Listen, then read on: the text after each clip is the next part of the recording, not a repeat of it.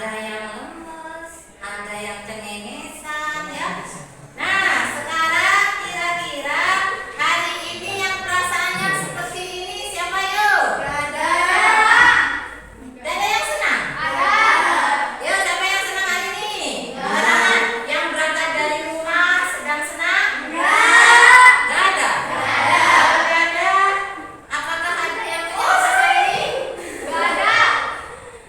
Terus apa, sedih enggak? Senang. Senang enggak? Sedang. Enggak ada. Sedang. saja, Bu. Atau hari ini ada yang merasa seperti ini? Banyak. Ngantuk. Siapa yang ngantuk? Saya. Ternyata kalau bulan puasa banyak yang mengantuk, ya enggak apa-apa, itu wajib. Tapi alangkah baiknya kalau kita ngantuk sambil belajar itu akan mendapat pahala dari Allah. Dan yang terakhir, apakah ada yang memiliki rasa seperti ini hari ini? Ada yang merasa? Enggak ya? Kalau tidak ada yang merasa seperti ini, bersyukur, berarti kalian minimal bisa mengendalikan nafsu lapar kalian. Ternyata jam segini masih belum ada yang lapar. Ada lagi perasaan yang sudah dituliskan yang apa yang dimiliki kalian hari ini? Tidak ada di depan. Apa? Mungkin ada yang seperti ini tadi datang dari rumah? Tidak ada. Tidak ya? Ya, semoga ketika sudah di sini kalian sudah bersemangat untuk belajar. Yuk, biar lebih memiliki apa, kita punya nilai ibadah. Kita seperti biasa sebelum pelajaran kita mulai dengan membaca surat pendek terlebih dahulu. Yuk, sekarang waktunya surat apa? Al-Fatihah. Yuk, bareng-bareng kita mulai.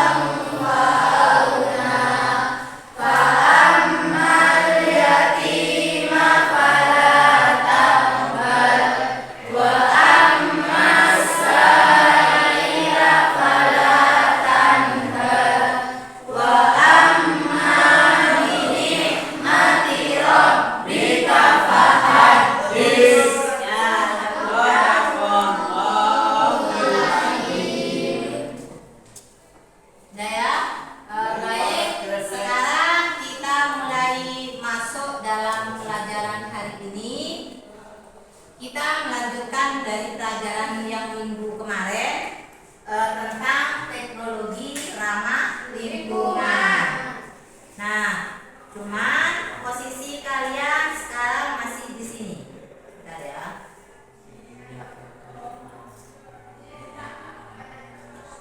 Ya.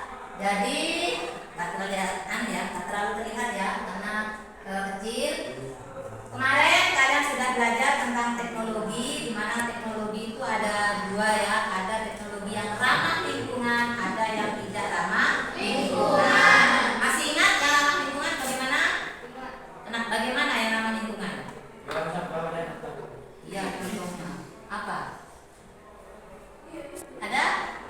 Kalau teknologi ramah lingkungan itu teknologinya dia tidak mencemari lingkungan, tapi ramah terhadap lingkungan. Nah, ada beberapa yang sudah kita pelajari tentang prinsip-prinsip aplikasi perilaku hemat energi. Nah, kita sekarang berada di sini ya. Hari ini kita belajar tentang teknologi di ramah lingkungan di bidang lingkungan. Kalau energi kemarin sudah, kemudian transportasi sudah, energi sudah, kita hari ini ke transportasi ke bidang lingkungan ya. Nah, sebelum kita masuk, ini di depan gambar apa? Gambar? Ada yang kenangan? Gambar? Sampah saja? Bu, sungai yang tercemar. Sungai yang tercemar. Di situ apa? Pencemarannya bukan apa? Nah, di situ banyak sekali sampah plastik ya. Kita lanjut. Nah, kalau ini kelihatan nggak? Ini gambar apa? Air. Air di mana? Di dalam kamar mandi. Pernahkah kalian jumpai di rumah kalian ketika mau mandi airnya kotor? Pernah. Pada saat kapan? Musim hujan. Biasanya musim hujan. Ada lagi? Kira-kira kotornya air di kamar mandi itu karena apa? Karena kotoran. Ya, karena kotoran. Maksudnya apa? Bisa dari tanah. Terus apa lagi? Nah, terus kira-kira menurut kalian dari 3 gambar yang ibu tampilkan, ya, ada sungai yang tercemar di kamar mandi kita seperti ini. Apakah sungai atau air tersebut kira-kira layak tidak untuk dikonsumsi atau dibuat mandi ataupun cuci? Layak.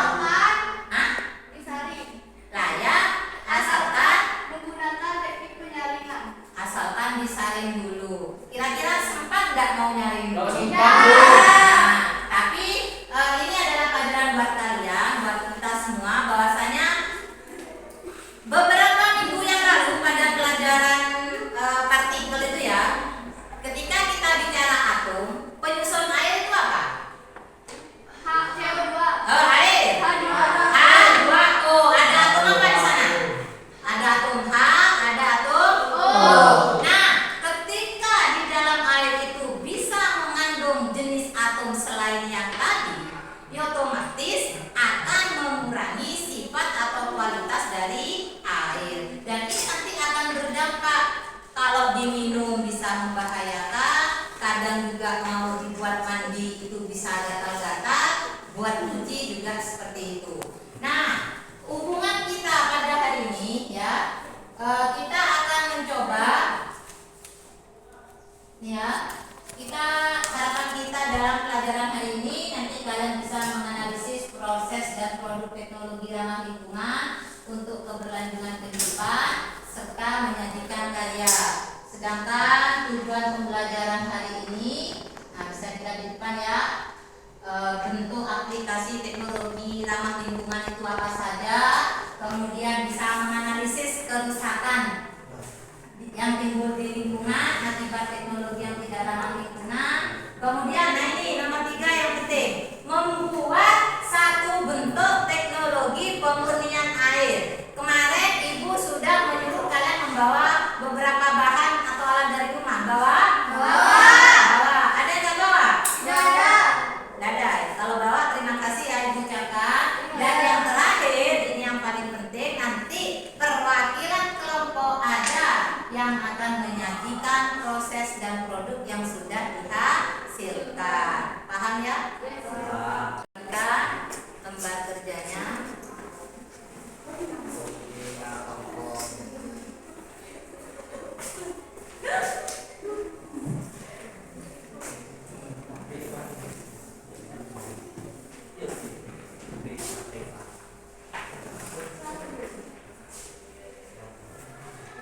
Ya, di lembar kerjanya ya bisa kalian buka.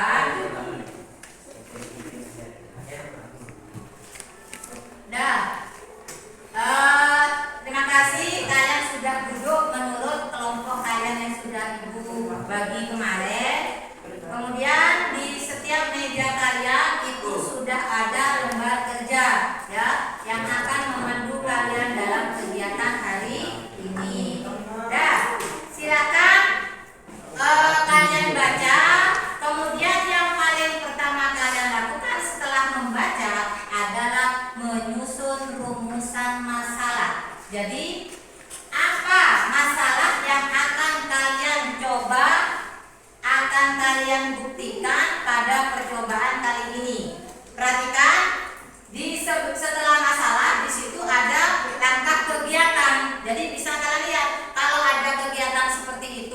kira-kira kalian akan memunculkan masalah apa? Yuk, bisa didiskusikan dengan kelompoknya. Nah, bisa didiskusikan. Ini juga akan membagikan beberapa bacaan ya. Bisa dibuka di grup kelasnya nanti.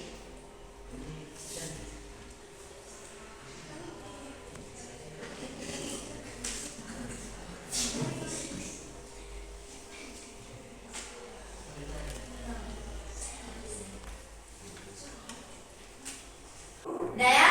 Sambil ada yang bekerja, kemudian kalian lihat selanjutnya. Di situ ada, setelah membuat rumusan masalah, kalian juga sertakan hipotesis. Hipotesis itu dugaan sementara. Apa dugaan sementara dari masalah yang sudah kalian masukkan ya, yang sudah kalian terapkan. Ayo.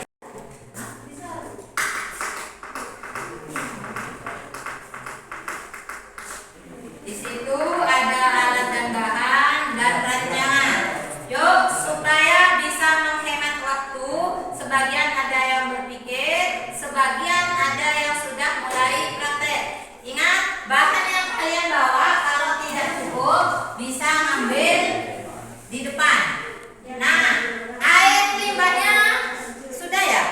Nah, nanti sebelum dituangkan, lebih baik dikocok dulu ya. Biar nanti kelihatan air yang dituangkan itu kotornya seperti apa, biar kalian tahu. Oh ya, berhubung nanti ini, perhatikan ya.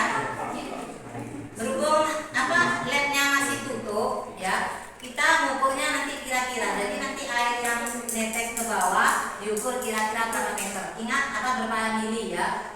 Jangan lupa diberi waktu setiap 5 menit sekali. Kalian nanti coba lihat air yang keluar itu berapa ya. Dan ya silakan sambil bekerja.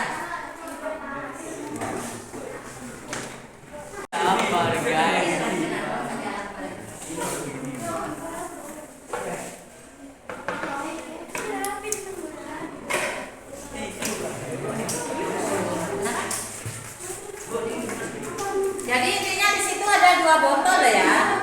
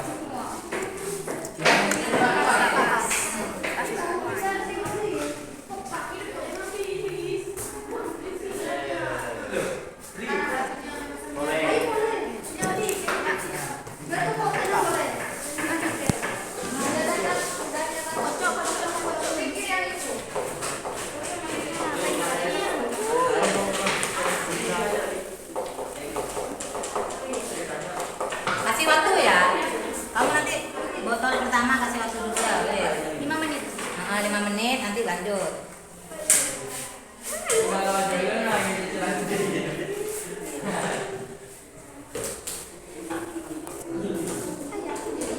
Udah separuh aja, nanti separuh ya, airnya biar enak dibagi dua, nanti separuh satunya, separuh dua.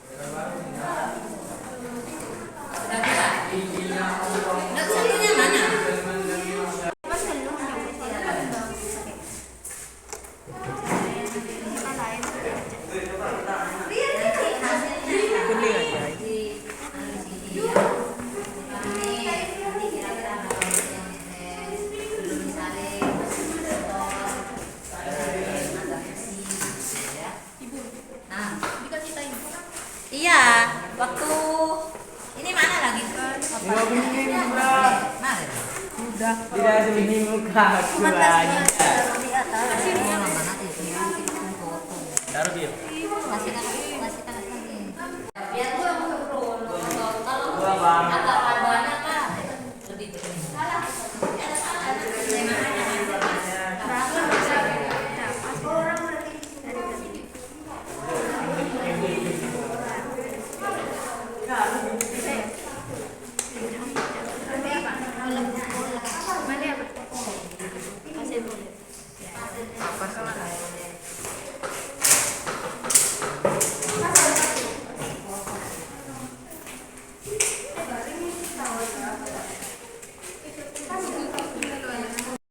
Ini tuang lagi. Tuang ke sini. Bu. Sudah 5 menit. Udah 5 menit, jalan dulu. Atau gini aja, biar enak nanti sementara kasih bolpen dulu seberapa nanti dikira-kira. Ya. Ini saya tanya. Hah? Ya kira-kira berapa menit? Kiranya Oh, ibu bawa speaker. pasir.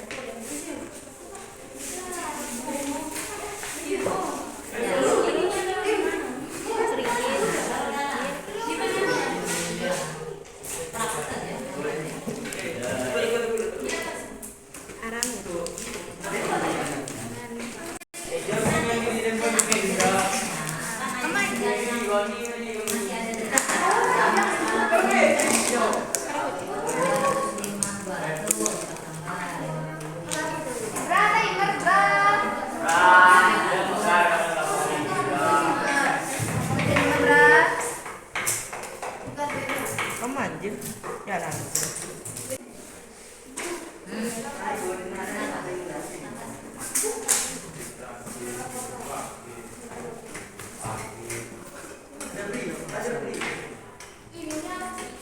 Ini namanya beda kan? Ini namanya beda.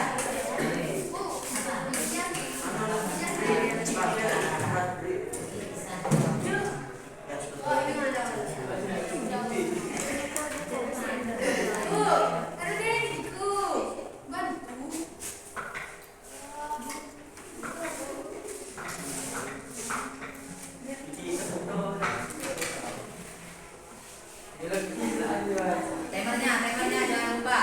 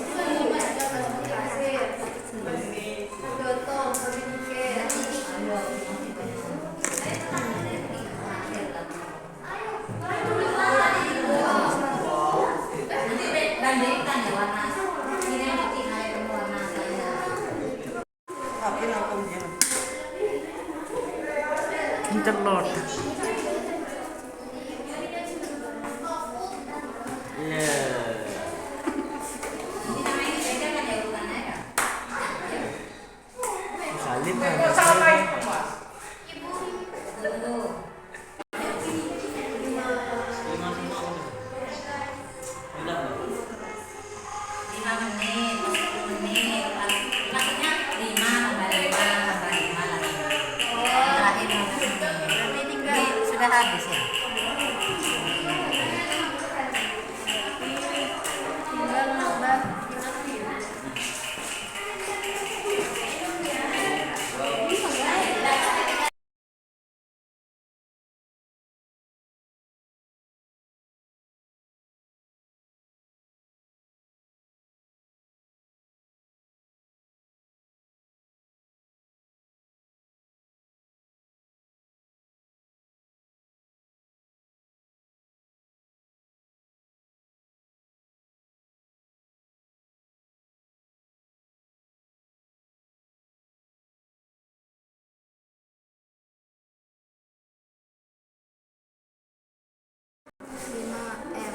Batu temannya. Sebelum bisa hasil sebelum bisa kotor plus plus plus. Halimah.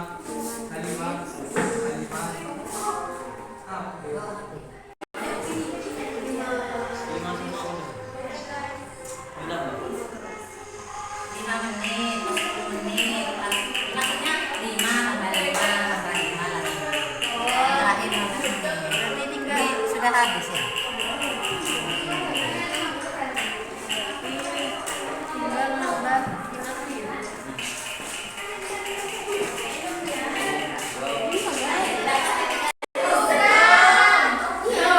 Habis ini persiapan.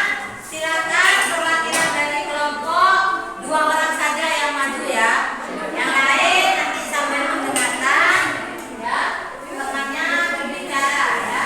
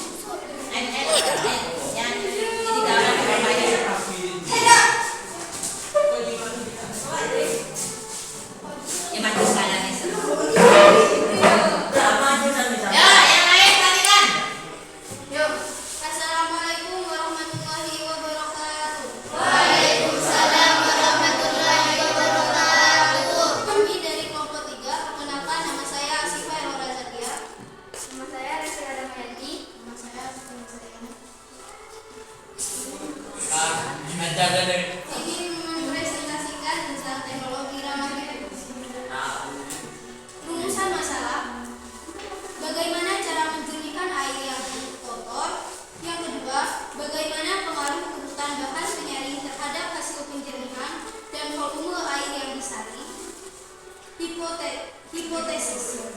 Yang pertama, cara menjernihkan air yang kotor yaitu dengan penyaringan. Yang kedua, jika alat penyaringan air disusun dengan komposisi bahan yang tepat, maka kejernihan air yang dihasilkan akan jernih dan kecepatan penjernihan air lambat. Variabel. A. Variabel manipulasi. Urutan bahan penyaring. B. Variabel kontrol. Variabel kontrol. Yang C. Variabel respon hasil penjernihan dan air yang disaring.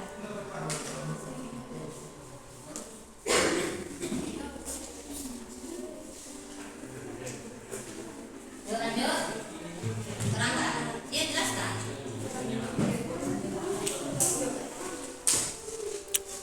Ya, kamu ceritakan temanmu. Ya, yang lain ketika karena yang lain nanti di belakang maju, ya. Yuk. Ini kamu jelaskan dulu. Coba dibuka biar teman tahu. Yuk. Hasil jernihan air ada yang A, ada yang B. Pertama aku kayak gini, terus dijernih yang A lebih bening, yang B agak keruh.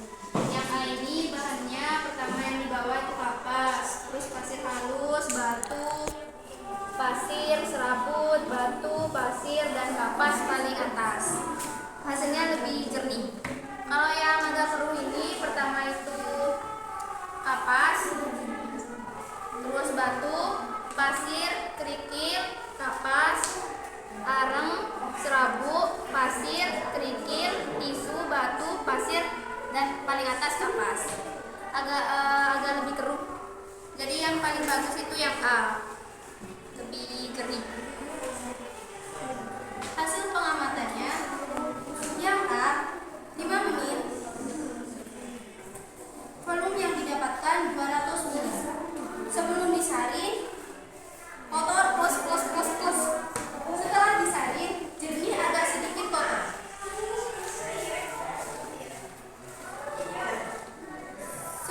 Penyaringan, yang A volumenya 250 ml.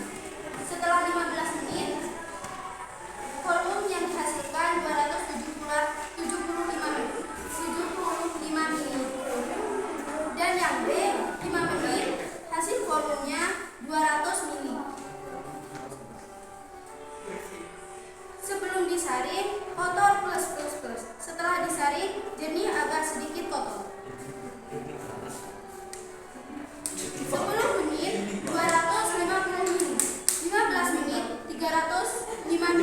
Kesimpulan yang dapat kami simpulkan adalah dari kegiatan ini adalah air yang kotor dapat dijernihkan dengan menggunakan penyaring yang tersusun atas beberapa bahan. Bahan-bahan tersebut akan mendapatkan kotoran dalam air sehingga dapat menghasilkan air yang jernih. Komposisi bahan yang terdapat akan membantu kecepatan penjernihan air dan kejernihan air yang dihasilkan. Sekian dari kami, terima kasih. Wassalamualaikum warahmatullahi wabarakatuh. Waalaikumsalam warahmatullahi wabarakatuh. Ayo selanjutnya siapa? Yang siap? Akbar. Satu, dua, empat. Siapa dulu? Satu. Satu siap? Dulu. Ya, empat dulu. Ayo empat maju dulu. Bawa ininya pinggirkan dulu. Warahmatullahi wabarakatuh. Waalaikumsalam warahmatullahi wabarakatuh. Selamat pagi semua. Pagi. Di sini. Ulang. Assalamualaikum warahmatullahi wabarakatuh. Waalaikumsalam warahmatullahi wabarakatuh. Selamat pagi semua. Pagi. Di sini kami dari kelompok 4. Saya Kurnia Sofyana. Di sini kami akan mempresentasikan hasil praktekum perjernihan pemurnian air. Rumus masalah: bagaimana cara menjernihkan air yang kotor. Kedua, apakah ada pengaruh urutan bahan penyaring terhadap hasil perjernihan dan volume air yang sama? Hipotesis. 1. Ada cara penjernihan air yang kotor yaitu dengan penyaringan. 2. Apabila alat penyaringan air disusun dengan komposisi bahan yang tepat, maka air yang dihasilkan akan jernih dan kecepatan penjernihan air lambat. Variabel A. Variabel manipulasi, urutan bahan penyaringan. 2. Variabel kontrol alat dan bahan.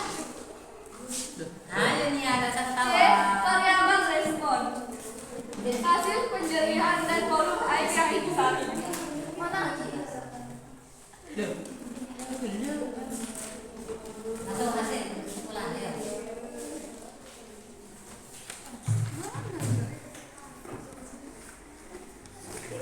Hasil dari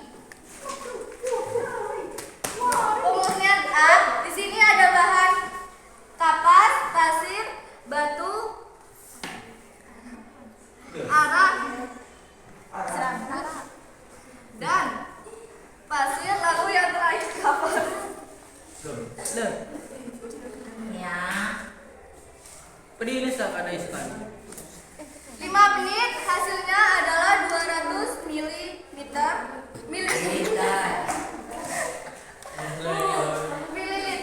Sebelum disaring, airnya tadi kotor dan setelah disaring agak kotor. 10 menit setelah penyaringan mendapatkan air 25 mililiter. Airnya agak kotor dan menjadi lumayan bersih. Yang ke-15 menit airnya mendapatkan 300 mililiter. Airnya lumayan bersih dan mendapatkan air yang sedikit bersih. Yang ke B ada bahan kapas, tisu, pasir, batu, serabut, arang, dan kapas. Hasil dari pemurnian yang B, 5 menit setelah penyaringan hasilnya adalah 100 ml. Air yang tadinya kotor menjadi agak kotor. 10 menit setelah penyaringan mendapatkan air 125 ml. Air yang tadi agak kotor menjadi mulai jernih. 15 menit setelah penyaringan mendapatkan 150 ml. Airnya yang tadi mulai jernih sekarang agak jernih. Ya, sekarang menjadi jernih. Mungkin hanya ini yang bisa kami sampaikan dari praktikum tentang pemurnian air. Wassalamualaikum warahmatullahi wabarakatuh.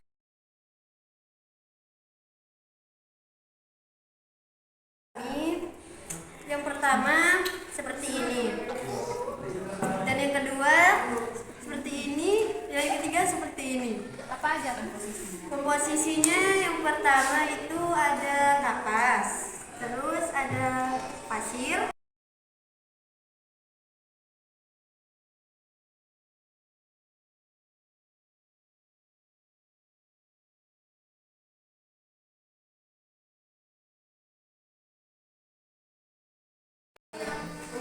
Adalah pertama kapas, tisu, pasir, kerikil, arang, serabut, pasir, tisu, dan Tepuk tangan dulu untuk semuanya karena sudah berani hasil pertanyaannya.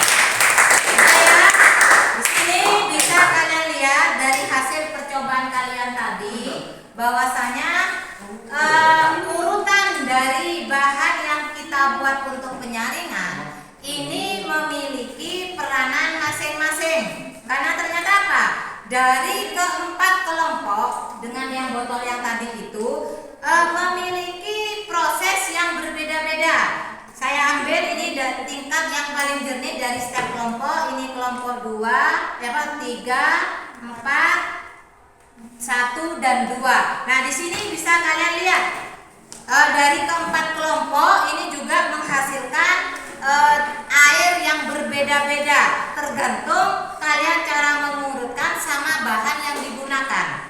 Nah, kalau kalian tahu masing-masing bahan ini memiliki peranan masing-masing. Kenapa kok ada tisu di atas? Kira-kira ada yang tahu kenapa harus ada tisu ataupun kapas? Kira-kira kenapa? Menyaring tanah atau partikel yang agak berat. berat ya, yang agak ukurannya agak besar. Karena kalau kalian langsung batu misalnya yang paling atas, maka air itu akan mudah mengalir. Nah, kalau seandainya serabutnya kelapa kalian taruh yang paling bawah, dari atas itu cepat mengalirnya, tapi ketika di bawah susah netesnya karena lebih rapat misalnya seperti itu. Jadi komposisi yang tepat bisa membuat hasil kalian itu akan lebih jernih, juga lebih pinginnya kan kita kalau nyari kan pingin cepat, tapi hasilnya jernih ya. Nah, kira-kira di sini ada arang. Apa fungsi arang? Ada yang tahu? Kenapa kok memanfaatkan arang? Ada yang tahu? Untuk mengurangi kuman. Ya. Bagus jawabannya Nia. Jadi salah satu fungsi arang di sini untuk mengurangi kuman yang ada di air tersebut. Kalau batu untuk apa? Bantu mengalirkan air ke lapisan bawah. Nah, tempat istilahnya yang mengalirkan air seperti di dalam tanah kan juga batu di dalam tanah itu kan juga banyak kan ya untuk mengalirnya air. Kemudian di sini ada serabut. Untuk apa serabut? Serabut kelapa untuk apa? Menyaring atau menangkap partikel yang ukurannya besar. Jadi komposisi yang tepat akan menghasilkan hasil saringan yang baik pula. Jadi yang kalian bikin tadi itu adalah salah satu contoh pemurnian air yang sangat-sangat sederhana. Loh Bu, kalau di rumah dibuat apa kalau cuma segini? Ya kalian bisa buat skala besar, pakai wadah galon misalnya. Urutannya juga pasirnya ya berapa, ya lebih tebal. Nah itu nanti kalau diproses di rumah kalian akhirnya nanti gampang untuk menjernihkan air. Ada pertanyaan? Tidak ada. Ibra? Apakah air hasil penyaringan ini bisa langsung diminum? Bagaimana jawabannya? Tidak. Ada yang mau menjawab? Bisa. Bisa. Aku mau minum ini. Tidak. Nah, Bisa, Bu. untuk kualitas air minum yang baik, memang karena ini berasal dari air yang agak kotor. Ini kan tadi air yang kalian gunakan tadi kan air sawah kan ya, air tanah sawah. Jadi alangkah baiknya sebelum diminum, alangkah baiknya diapain? Dimasak supaya kuman-kuman yang berbahaya bisa mati. Berarti bisa diminum. Bisa, ya. Tapi gini, kalau ini langsung kalian minum, mungkin kalian akan jijik, ya. Warnanya tidak bening. Caranya disaring lagi. Jadi yang di bawah ini nanti bisa melewati penyaringan yang selanjutnya. Atau kalian buat dalam porsi yang agak besar itu kan biasanya akan lebih bersih hasilnya. Ini kan hanya sedikit. Ada lagi? Jadi alangkah baiknya kalau memang untuk diminum harus dimasak dulu. Tapi kalau untuk mencuci baju, kalau nggak ada air yang bersih betul, mungkin seperti ini sudah bisa digunakan. Toh nanti ketika kalian jemur baju, kalau sudah kering kan harapannya ya minimal kuman-kuman yang tidak berbahaya itu kan mati kan ya dengan panas dari matahari. Paham? Paham. Ada pertanyaan? Nah, untuk tugas-tugasnya yang di lembaran tadi sudah dikerjakan? Sudah. Nanti Ibu koreksi ya. Jadi pelajaran hari ini yang dapat kita ambil bahwasanya teknologi ramah lingkungan ya. Yang pertama di depan ini ada apa nih? Biopori.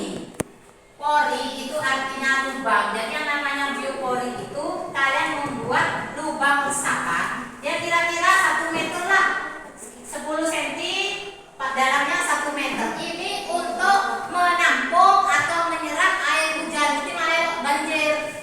Jadi alangkah baiknya kalau di rumah yang rawan banjir itu kita membuat biopori sehingga air itu tertampung di sini semua. Jadi tidak langsung misalnya masuk ke dalam rumah. Dan yang kedua, nah ini gambar apa? Bioremediasi ya. Ini ada tanaman, ini gondok contohnya ya banyak.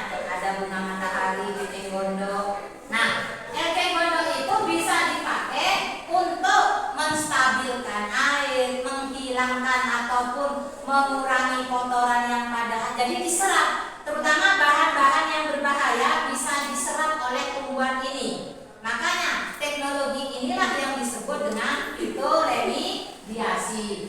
Kalau kalian perhatikan di perkotaan, kalau ada sungai kemudian ditumbuhi banyak eceng gondok, bisa pertanda di sana juga kandungan airnya sudah banyak yang mengandung logam, ya, karena semakin banyak tapi diserap.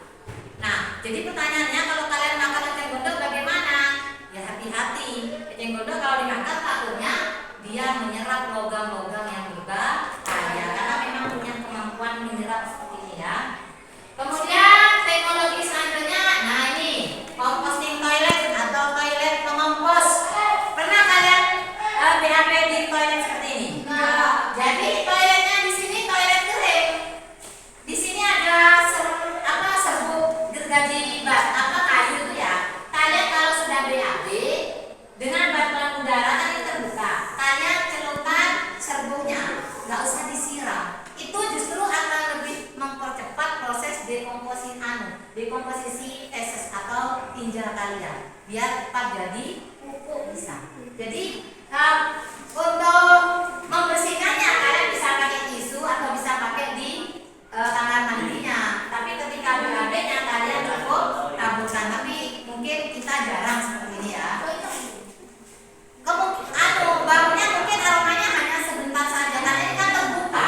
Artinya ada udara mengalir. Dibandingkan menggunakan septic tank yang ada di rumah kalian, proses dekomposisinya itu susah, lama ya. Kalau ini lebih cepat. Jadi kalau sudah mau penuh bisa dikeluarin, itu bisa jadi pupuk ya. Itu namanya composting toilet atau toilet pengompos. Ya. Dan yang terakhir bentuknya seperti yang kalian lakukan ini ya, yaitu pemurnian air sederhana. Jadi hijau, pasir halus, hijau. Nah, semakin banyak komposisi seperti itu, kalau kalian misalnya hijaunya kalau kalian bawa, itu mungkin akan lebih susah nyarinya kan ya. Tapi kalau hijau mulai dari atas, minimal sudah disaring di atas duluan. Paham? Ada pertanyaan? Nah, kalau tidak ada, sudah ada list ya di mejanya ya? Ini cepet-cepetan Ibu bagikan kuis untuk kelompok. Silakan langsung ditempel. Di situ sudah ada list. Yo, cepat-cepetan kelompok mana yang bisa? Tempel, dibuka dulu amplopnya dibuka dulu.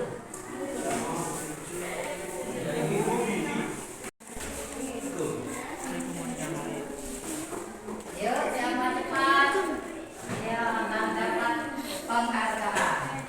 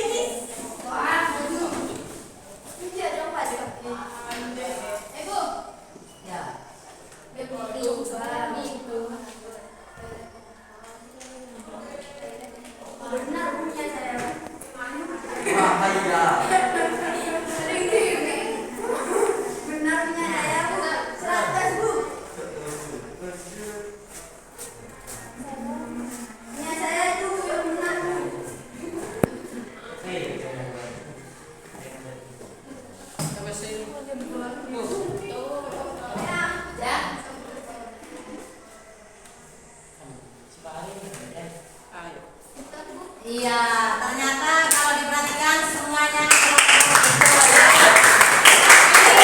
Berarti ini kayak sudah banyak yang sudah paham ya.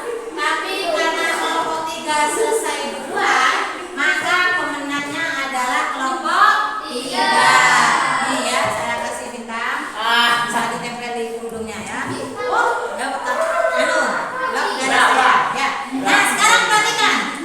Satu penghargaan lagi Ibu berikan pada kelompok yang hasilnya penjernihan airnya paling bagus. Semangat pelajar. Ini dia. Ini adalah kelompok 4. Jadi bisa lihat kelompok 4 dia menyerupai air yang bersih ya, tinggal sedikit lagi mungkin penjernihannya. Jadi karena kerja keras dari kelompok 4, Ibu tambah ya lapnya dari silakan tempel di ujungnya ya. Ini simbolis buat kelompok bahwa dalam percobaan paling sampai istilahnya paling sungguh-sungguh, paling serius dalam mengerjakan akad Ibu hari ini. Dan ada pertanyaan? Kalau tidak ada, pelajaran Ibu akhiri sampai di sini. Setelah ini mungkin nanti harus ada tugas yang kalian kerjakan. Nanti Ibu bagikan melalui link di grup WhatsApp kelas ya. Paham ya? Dan ada pertanyaan lagi? Tidak. Selamat belajar, jangan berhenti belajar di sini. Sumber belajar kalian itu banyak, bisa dari buku, dari Google ataupun